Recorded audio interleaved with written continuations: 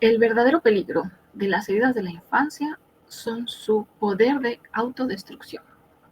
Que por cierto, bienvenido, bienvenida a este espacio.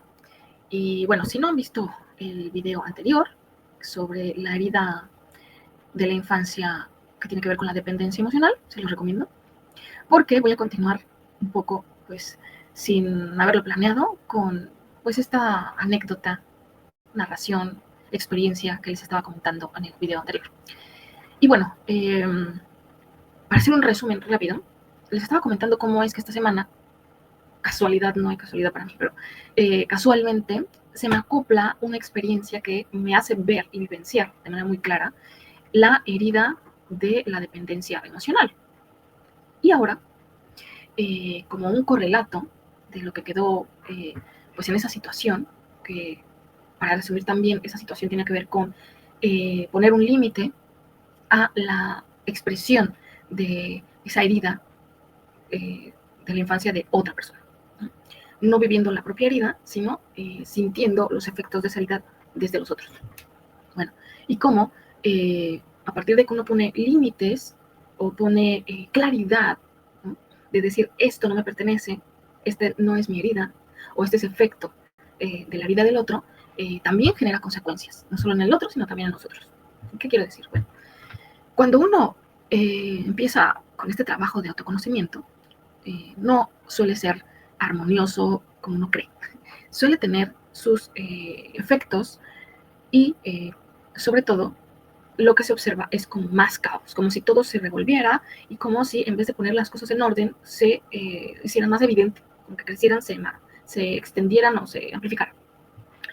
Y esto es porque justamente estamos moviendo energía. Cuando uno toma conciencia, cuando hace un autoanálisis, una autocomprensión de lo que pensamos, lo que hacemos, se van a ver afectados, por supuesto, los patrones de conducta, de pensamiento, de emociones que usualmente estamos envueltos y no nos damos cuenta. Y tan no nos damos cuenta que cuando hacemos alguna modificación, se observan los cambios y se ven como caos. Bueno, resulta que una vez que uno pone un límite, no se acaba ahí. Sobre todo cuando uno está trabajando nuestras heridas emocionales o nuestros programas mentales, genera resonancia, ¿no? Genera una resonancia, porque cuando, como les digo, cuando uno observa un aspecto que hay que modificar, pues no, no sucede sin trastocar otros aspectos. Bueno, una vez que puse ese límite que les mencionaba en el espacio, en el video anterior, donde yo tuve que poner un límite a una persona que me estaba exigiendo un comportamiento para que él se sintiera mejor o para que él no sintiera su herida, no de esta manera literal, pero se puede leer de esta manera, hubo una reacción de su parte, claro.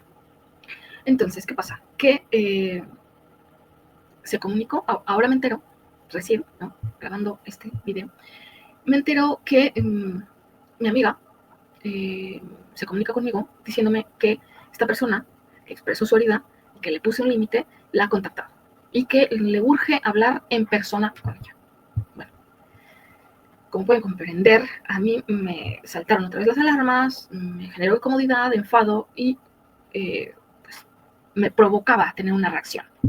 Pero bueno, también sé que me está pinchando a mí, me devuelve a mí el verme, ¿no?, el por qué a mí me podría molestar que hable, ¿no?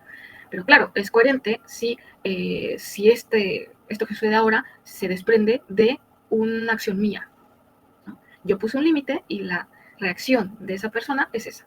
Entonces, ¿para qué? Para justamente como cuando a uno le ponen un límite en la expresión de nuestra herida, es decir, cuando te enojas, reclamas, cuando dices que el otro es el responsable, que te hizo sentir, que te dijo, que te miró mal, que te hicieron, lo que estás haciendo es justificar todos los aspectos posibles para no hacerte responsable de lo que sientes.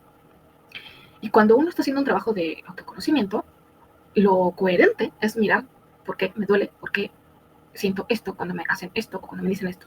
No lo mismo que hemos estado haciendo pues, de manera colectiva, ¿no?, y que nos han enseñado, que es que el otro tiene responsabilidad, que el otro es el culpable, ¿no? Sobre todo en el ámbito de los marcos de la religión, el tema de la culpa nos han instalado de manera muy, muy fuerte. Entonces, Solemos culpar a los otros y pedir que los otros se responsabilicen, aunque sea inconscientemente, de nuestras acciones y nuestros sentimientos, nuestros pensamientos y todo. Bueno, pues ha habido una reacción, ¿no? Y a mí me provoca, pero ¿por qué me provoca? Porque yo también tengo mis propias sombras. La diferencia es que yo no voy a confrontar, porque evidentemente cuando uno confronta, no es que respondes, sino reaccionas. Una reacción es una confrontación, pues va a generar un choque. Y yo no tengo ninguna intención de eso, ¿por qué no? Porque yo elijo no estar en conflicto, porque ya he estado muchas veces, mucho tiempo, de manera inconsciente, conscientemente, y solo se genera más conflicto.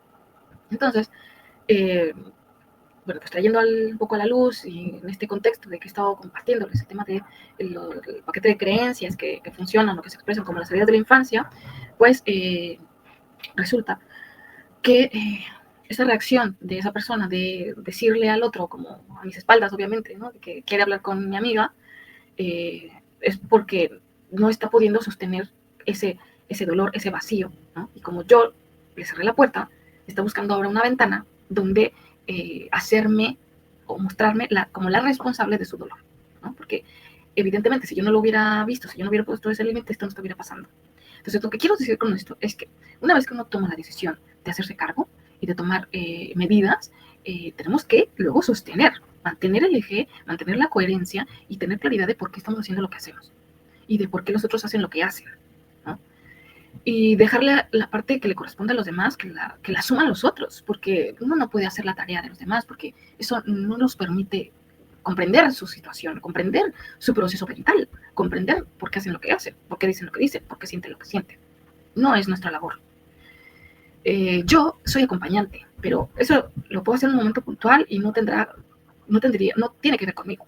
Bueno, cuando nos espejean, pues yo tendría que ser responsable de lo que me espejé. Pero de manera general, uno acompaña a una persona, si así se lo pide, y es un trabajo, ¿no? Es una puesta de energía, ¿no? Pero en la vida cotidiana, pues se suceden cosas sin nuestra autorización, aparentemente, pero cuando lo hacemos conscientes sí que se generan pues estas desajustes o este ajuste para que nosotros sigamos manteniendo coherencia en esas decisiones. Entonces, bueno, esta persona ya modo chisme, pues habla a mi amiga, pues porque prácticamente le dejé con el enfado, porque no le permití que me culpara de sus acciones, y entonces quiere, pues, ponerme mal, ¿no? Prácticamente ponerme mal, y entonces además mi amiga ahora le salta su miedo, ¿no? Y me dice que espera que yo no le haya contado cosas, y no sé, esta cosa que nos da como cuando tenemos una amiga íntima y de pronto dices, a ver, qué se ha dicho, qué no se ha dicho, no quiero estar implicada, ¿no? Entonces, confusión, ruido, y esta confusión de ruido permite la instalación de nuevos paquetes de datos. Entonces, si no estamos atentos y atentas. Entonces, así es lo que quiero decir es que es el efecto, ¿no?, de resonancia de estas heridas emocionales que cargamos, que expresamos, que reproducimos, ¿no?, y que alimentamos cuando no estamos atentos y atentas para recibir el mensaje que traen, porque todo nos dice de nosotros. Bueno, en esta ocasión, además, me toca abordar el tema de la herida de injusticia, casualmente, ¿no? Lo que es justo, lo que no lo es, lo que nos parece válido o no. Bueno, pues nuevamente tiene que ver con ese implante, podemos llamarle ese implante emocional, que es el miedo.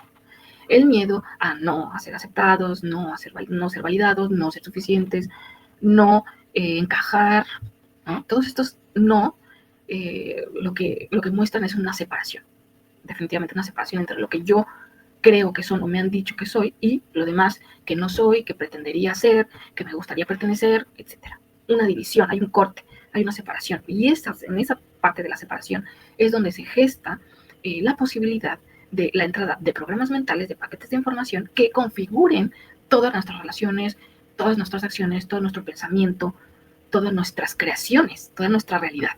Por eso he estado trayendo esta reflexión de estas heridas, porque funcionan o corren como si fueran en segundo plano y como que pareciera que no tienen demasiado efecto, porque pasaron desde niños y se han guardado y ya está, pero no es que se han guardado y ya está, no, siguen permanentemente funcionando y replicándose.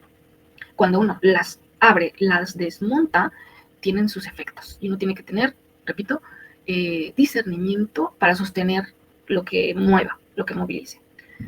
Bueno, entonces, en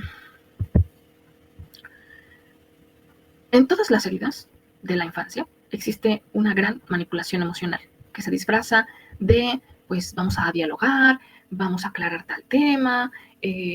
Cuando uno quiere explicaciones, aclaraciones,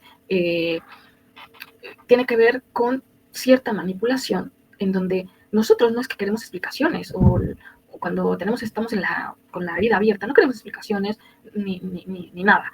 Lo que queremos es esa posibilidad de que ante un conflicto se nos escuche nuestra versión, pero no cualquier versión, sino aquella que nos permita limpiarnos, poner la cara más limpia para volver a ser aceptados, para volver a ser suficientes, para volver a ser dignos y dignas de esa atención, de esa amistad, de esa escucha, de ese afecto, de lo que sea que queremos mantener y que sentimos que perdemos o hemos perdido. Esa es la función más top, digamos, de las heridas de la infancia. Entonces, toda acción que nos venga de fuera, vamos a estarlas leyendo a través de ese filtro. Por supuesto, una respuesta coherente ante algo que se siente como una amenaza es la defensa. Defendernos, ese discurso de defensa, es que tú me dijiste, no, es que tú me habías dicho, es que no habíamos quedado en esto, es que tú deberías de ser de esta manera. Les comento en el video anterior que la frase que me dijeron es compórtate, como de estás fuera de control, ¿no? No estás dentro de este cuadro donde yo te clasifico y donde yo te mantengo dentro de mi escala de influencia, ¿no? Donde yo te puedo conocer y pues manipular y controlar, ¿no? Bueno, pues no. En primera, no podemos permitir que nos condicionen, pero también tenemos que observar desde dónde respondemos o reaccionamos. Porque si no, si por ejemplo, yo ahora mismo siento este enfado y sentirlo no es problema, o sea, hay que sentirlo y hay que reconocerlo y a lo mejor me pongo a escribir o decir sin que le diga a la persona en su cara, ¿no? Porque estoy reaccionando a mi emocionalidad, a mi propia herida, a mi propia sombra. Pero sí que es importante tener como ese discernimiento de, bueno, aquí tú me estás queriendo manipular, ¿no? A través de ella o de otra situación que estás generando, porque conmigo no te gustó que te marcara que esa es responsabilidad tuya, no mía. ¿No? Entonces, el poner esa distancia y en este momento, por ejemplo, no reaccionar de la misma manera, es lo más coherente. ¿Por qué? Porque si yo ahora voy y le digo, oye, ¿por qué tú estás hablando con esta persona y le estás diciendo, o sea, ¿qué quieres? Y ya te expliqué cómo son las cosas, no hables con ella, por ejemplo, no decirle no hables con ella, no le digas tú, yo qué sé, ¿no? Estaría haciendo la misma estrategia de quien reacciona a la herida, ¿no? Estaría haciendo lo mismo. Y haciendo lo mismo, ya sabemos qué es lo que se genera, lo mismo, más dependencia, más reactividad, más inconsciencia, más conflicto, más incoherencia, más inconsciencia. Bueno, y es muy curioso porque parece que estos videos que me he propuesto compartir me invitan a que me ponga en escenarios en donde yo, aunque los he vivido, los vuelva a revivir y tenga como la experiencia vital, ¿no? Y poder compartirlo. En el momento que es que, de verdad, les confieso que es que yo no tenía planeado estos escenarios para luego tener esa fuerza y dar ejemplos reales y personales y vitales para compartir. Pero, bueno, así me parece que es más honesto, incluso a mí misma, decirles, bueno, vamos a hablar de esta herida, pues justo porque esto me está pasando, ¿no? Y de alguna forma, si hace resonancia, pues es genial. Bueno, ahora en este espacio, en este video, me interesa entonces el tema de la injusticia y veamos cómo se desarrolla. Bueno, el tema de la injusticia, vamos a ponerlo aquí, lo voy a correr por acá. Les comparto esta presentación que he venido compartiendo estas semanas y sobre las heridas de la infancia. Y bueno, sobre la injusticia, ¿qué aspectos están rodeando los acontecimientos idóneos para que se manifieste o se geste esta herida? Bueno, posiblemente, bueno, aquí igual no sé si voy a estar tapando las, si no voy a quitar, bueno, voy a poner, a ver si no me puedo poner acá. Bueno, voy a ponerme acá, o sea, va a desaparecer. Y entonces, ¿cuáles las experiencias que en la infancia se pueden haber vivido para vivir este tema de la herida de la injusticia? De la infancia y sobre la injusticia. Bueno, pues tener padres extremadamente exigentes o fríos en donde la sensación de que debía ser perfecto para recibir amor era imperante, ¿no? Si uno no siente que nos exigen que debemos de ser de una o de otra manera, pues no tenemos referencias de nuestro comportamiento, porque además nuestro diseño biológico, que no tenemos ojos atrás o hacia nosotros, pues necesitamos un espejo que nos muestre las directrices de quiénes somos, ¿no? Esta herida de injusticia, ¿no?, surge cuando en la infancia no te permiten ser, cuando se te exige perfección, autocontrol, madurez antes de tiempo, ¿no? Que te piden que hagas tareas que no corresponden a tu procesamiento mental, cognitivo, ¿no? Muchas veces causada por que los padres pueden ser algo distantes o exigentes o muy racionales o fríos, ¿no? Como que se distancian del proceso cognitivo del infante y le hacen asumir aspectos que no le corresponden. El mensaje sería como, tienes que ser impecable para que yo te ame. Eso es como el top también, ¿no?, de esta herida de la injusticia. Tienes que llegar a llenar esos espacios que te pido para que yo te pueda amar, para ser correspondido. Y entonces aquí está el personaje del justiciero o el controlador, en donde hay una hiperexigencia, en donde se quiere que todo esté bajo control para no sentir la injusticia que se vivió, ¿no? Y bueno, ¿qué tipo de apego estaría asociado a esta herida? Bueno, pues muy probablemente el evitativo, en donde se desconecta emocionalmente para protegerse. Entonces, para que no haya esta exigencia de ser de una manera o de otra, o cubrir las exigencias de alguien, pues prefiere tener un contacto emocional superficial, en donde justo no se le exija el compromiso, pues la cercanía, la solidaridad. Bueno, a ver, no quiero decir que una persona con apego evitativo no tenga solidaridad o no tenga estas cualidades, sino que las brinda de manera pues concesionada, ¿no? O sea, haciendo concesiones, como de manera intermitente, o sea, no como un compromiso, sino como, bueno, pues si me viene bien, estoy en algunas veces cuando yo quiero, como yo quiero, de la manera que yo quiero y ya está. Y si te viene bien, bien, y si no, pues no, ¿saben? ¿Cómo se manifiesta en la vida adulta? ¿Qué acciones podrían suceder? Bueno, pues perfeccionamiento extremo, rigidez emocional, dificultad para conectar con sus emociones, por supuesto, porque si conecta con sus emociones realmente, pues se desbordaría. Ajá. Hay una cosa como de sentir que si me equivoco no valgo lo que debería. Hay una dificultad para manifestar las emociones y sentirse entonces vulnerables. También necesitan tener la razón o decir las cosas como son, ¿no? Dicen esta frase, yo es que digo las cosas como son y pues es así, ¿no? Es como mi verdad. Necesitan que les validen, por eso esto de querer tener la razón. Tienen dificultades para confiar y delegar responsabilidades. Eso también es las formas en que se manifiesta de manera adulta.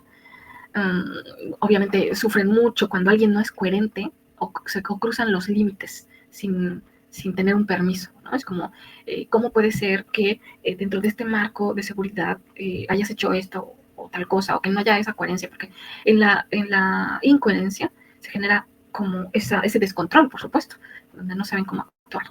Hay una alta sensibilidad a las injusticias externas, por supuesto, a la corrupción, la manipulación, el doble discurso. Sin embargo, utilizan esas mismas herramientas para expresar sus heridas, por supuesto. Y obviamente sin ser conscientes de ello. Ajá. Bueno, ¿qué más podemos ver por acá? El tipo de pensamientos recurrentes que se pueden presentar para expresar esa herida en estas personas que la viven, está el tema de, bueno, debo ser perfecto para ser amado. Esto es como la parte más álgida, ¿no? El temor más grande, que no sean amados. Y bueno, todos queremos ser amados, pero el tema es que hay una carencia de amor propio que está intrínseco en esa búsqueda de ser amado. Y ahí es donde surge el tema de la manipulación y el tema de esas estrategias de control que no hacen más que distanciar en vez de obtener ese amor de los demás. ¿Qué impacto físico pueden tener? Bueno, pues obviamente una tensión muscular importante, migrañas, porque pues, obviamente están constantemente dándole vueltas a las situaciones para que sucedan de la mejor manera posible, tal como ellos o ellas quieren. ¿Qué posibles enfermedades pueden aparecer? Bueno, pues la hipertensión, problemas articulares, entre otros, ¿no? El tema de esta rigidez es muy importante, porque quien ejerce control necesita justamente marcos claros y delimitados, y esto implica rigidez. ¿Y cómo sanarlos? Bueno, como les he compartido también, estas son estrategias que son algunas, pero bueno, ustedes pueden encontrar otras, hay muchísimas, pero lo más importante es la toma de conciencia de que estamos manifestando ese tipo de heridas según los contextos en los que vivimos, según las narrativas que nos contamos, según las emociones que sentimos, lo que pensamos, cómo actuamos. Bueno, un ejercicio de flexibilidad emocional, es decir, aceptar errores sin culpar. Eso es una cosa muy importante y que muy pocas veces se pone en práctica, porque es mucho más fácil y más, como que nos lleva más a la inercia de culpar a los demás, ¿no? Sobre todo porque el evento, el suceso, aparece así, como si es que el otro me dijo, y sí se lo dijo, pero la interpretación de esa palabra que se dijo es personal. Y puede tener, entre comillas, razón o no, pero el tema es cómo gestionamos las acciones de respuesta o reacción, cómo vamos a tramitar esa percepción. La autocompasión, practicar hablarse con amabilidad, también esto es muy importante. En mis experiencias de acompañamiento he pasado esto de este pensamiento amoroso, cuidadoso contigo misma, contigo mismo, y de pronto me dicen, sí, yo ya lo hago y tal, ¿no? Pero las acciones de estar culpando o hacer culpable a los demás de todo lo que nos pasa no es coherente entonces con este lenguaje, porque tú puedes estar diciendo, no, es que yo me merezco, yo soy suficiente, yo no sé qué, y luego tus acciones estás culpando a los demás. Entonces hay como una decisión, ¿no? No hay una correspondencia, pero bueno, esto es normal, no nos han enseñado a tejer o trazar estas líneas de interacción o de intersección entre nuestras palabras, nuestra forma de hablar, ¿no? Nuestra forma de cómo ir tejiendo esta coherencia interna, no nos han enseñado.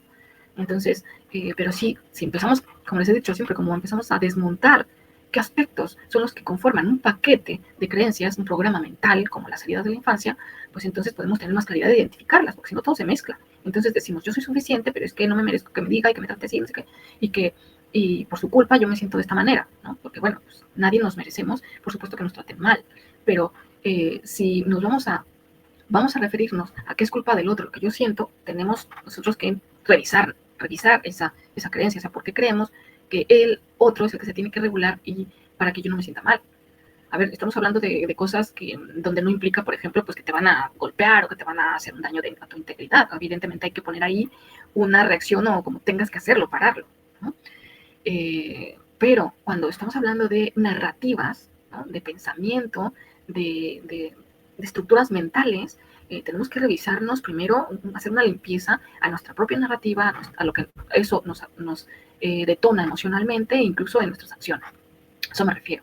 Entonces, cuando no tenemos esa claridad, pues entonces decimos, pero reaccionamos, ¿no? O podemos estar... es más difícil que se produzca una reacción o una respuesta más coherente y que luego el pensamiento esté distorsionado.